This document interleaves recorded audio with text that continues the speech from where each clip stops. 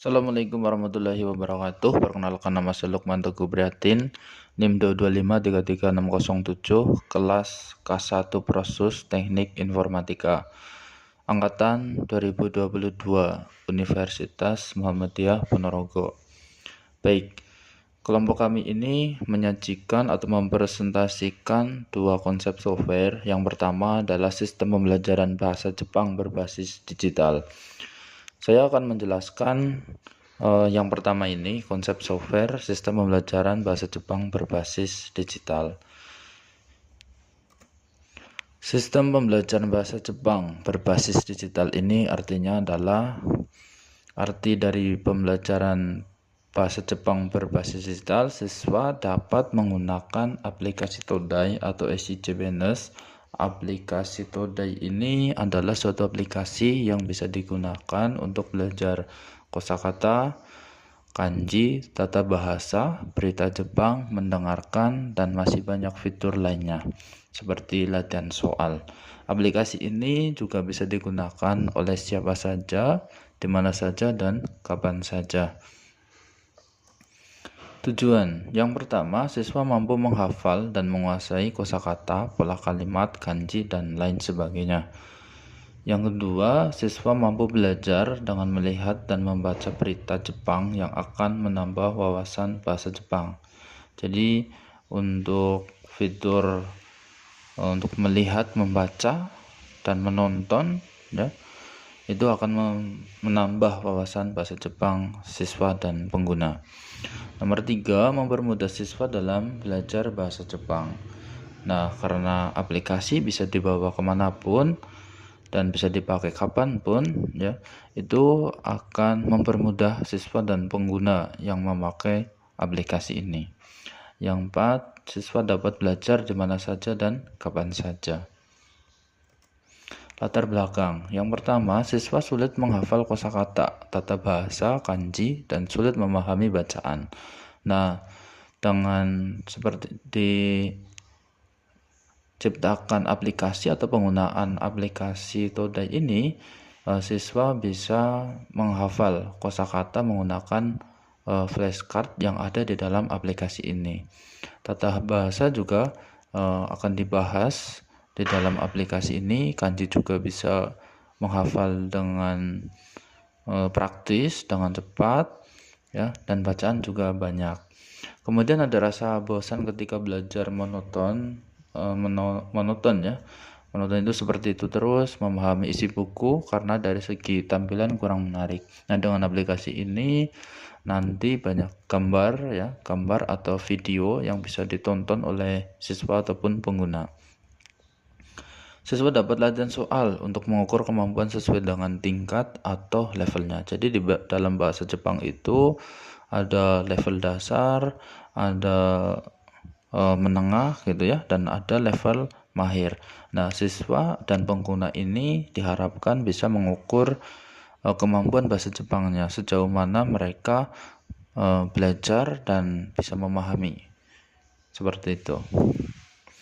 Kemudian model proses RPL, sistem pembelajaran bahasa Jepang berbasis digital ini adalah model prototyping atau prototype. Yaitu di sini ada communication, ya, communication, kemudian ada quick plan, modeling, quick design, ada construction of prototype, kemudian ada deployment dan delivery and feedback. Baik, selanjutnya akan dijelaskan oleh rekan saya, Saudara Desi Romdani Putri. Sekian, terima kasih.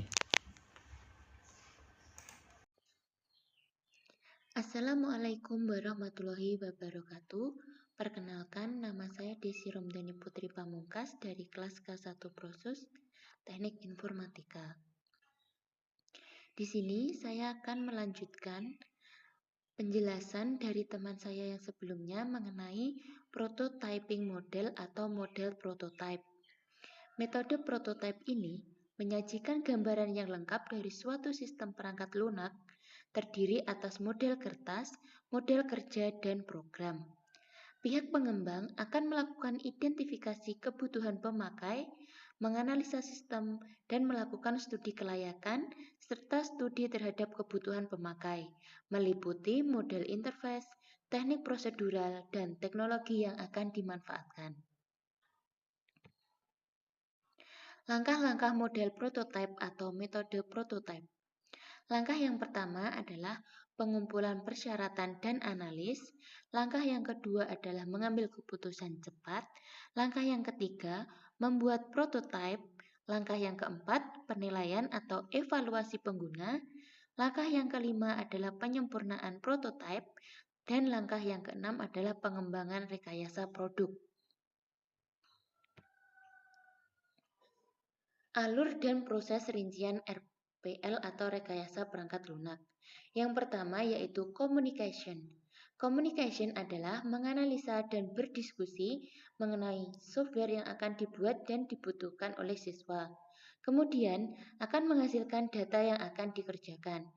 Data itu seperti siswa yang kesulitan menghafal kosakata, kanji, tata bahasa, dan yang lainnya. Yang kedua adalah planning. Planning adalah merencanakan fitur dan isi dari aplikasi yang akan dibuat seperti penyusunan jadwal kerja, pembagian tugas, dan pembuatan algoritma dari software yang akan dibuat. Lalu yang ketiga yaitu modeling. Modeling adalah membuat desain software berdasarkan analisis kebutuhan yang datanya sudah didapatkan di awal tadi.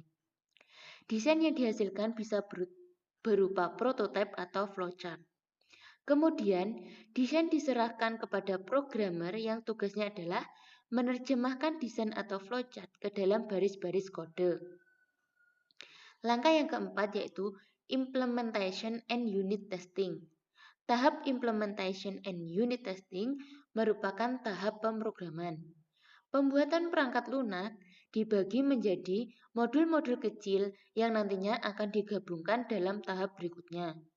Di samping itu, pada fase ini juga dilakukan pengujian dan pemeriksaan terhadap fungsionalitas modul yang sudah dibuat, apakah sudah memenuhi kriteria yang diinginkan atau belum. Langkah yang kelima adalah integration and system testing. Setelah seluruh unit atau modul yang dikembangkan dan diuji di tahap implementasi, selanjutnya diintegrasikan dalam sistem secara keseluruhan. Setelah proses integrasi selesai, selanjutnya dilakukan pemeriksaan dan pengujian sistem secara keseluruhan untuk mengidentifikasi kemungkinan yang adanya kegagalan dan kesalahan sistem. Langkah yang keempat adalah operation and maintenance.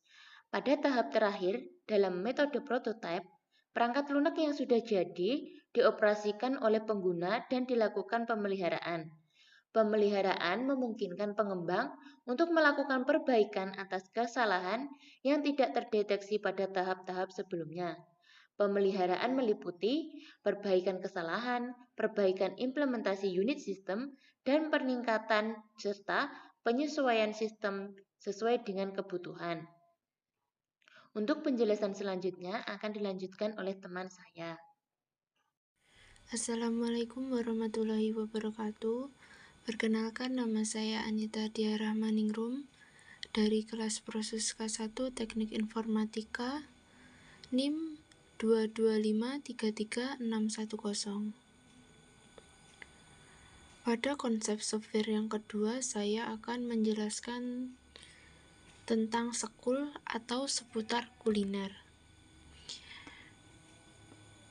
Tujuan dari konsep aplikasi sekul atau seputar kuliner adalah aplikasi yang digunakan untuk memperkenalkan kuliner atau mencari oleh-oleh yang berada di sekitar kota yang Anda kunjungi.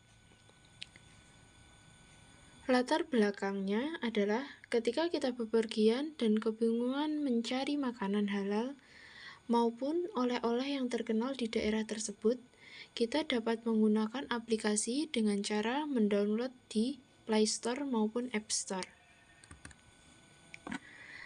Modal proses pada konsep software yang kelompok kami buat yang kedua ini adalah menggunakan model proses spiral atau bentuk model atau metode pengembangan perangkat lunak yang disebut SDLC, Software Development Life Cycle, yang sangat populer digunakan dalam bidang teknologi informasi.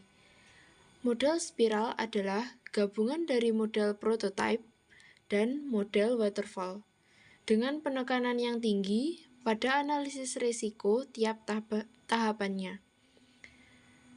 Bentuk ini bersifat interaktif atau berulang dengan mengontrol aspek yang teratur dari sequential linear.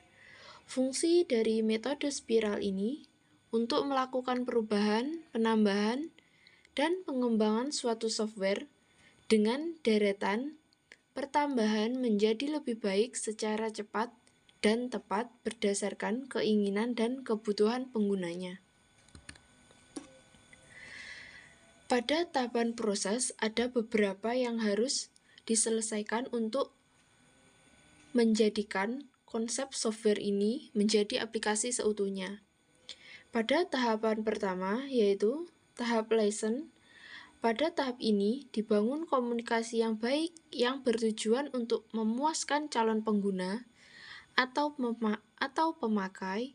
Dengan cara demikian, dapat meminimalisir terjadinya pro kontra pada aplikasi ke depannya. Yang kedua adalah tahap planning atau perencanaan. Pada tahapan ini ditentukan sumber-sumber informasi yang valid dari kuliner yang dapat menjelaskan secara rinci dari bahan apa saja yang digunakan dan lokasi tempat yang akan dituju. Yang ketiga adalah tahap analisis risiko. Pada tahap ini, analisis risiko berfungsi untuk mengidentifikasi risiko-risiko yang berpotensi terjadinya kesalahan teknis maupun di manajemen informasi, dan supaya programmer dapat menghasilkan solusi dari masalah yang terjadi.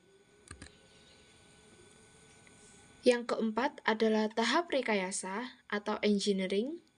Pada pembuatan prototipe, software harus melewati tahapan untuk menjelaskan atau membuat konsep yang akan dibuat. Seperti halnya kita dapat melakukan sebagai berikut, yaitu A. Menguji coding, mengembangkan software. B. Menginstal software. C. Membuat prototipe dengan model spiral. D. Mendesain dokumen dengan mengumpulkan biodata pengguna atau pemakai aplikasi sekul. E. Meringkas pengujian software. F. Melaporkan hasil kesalahan atau trouble pada software ke programmer agar segera diperbaiki dan dapat mencegah hal itu terulang kembali. Yang kelima adalah tahap evaluasi. Pada tahap ini, pengguna atau pemakai dapat memberikan masukan atau usulan berdasarkan hasil yang didapat dari tahapan engineering, instalasi, dan selama penggunaan. Sekian presentasi video dari kelompok kami. Saya ucapkan terima kasih. Wassalamualaikum warahmatullahi wabarakatuh. Siji sing tak temoni genah jelas ning depanku.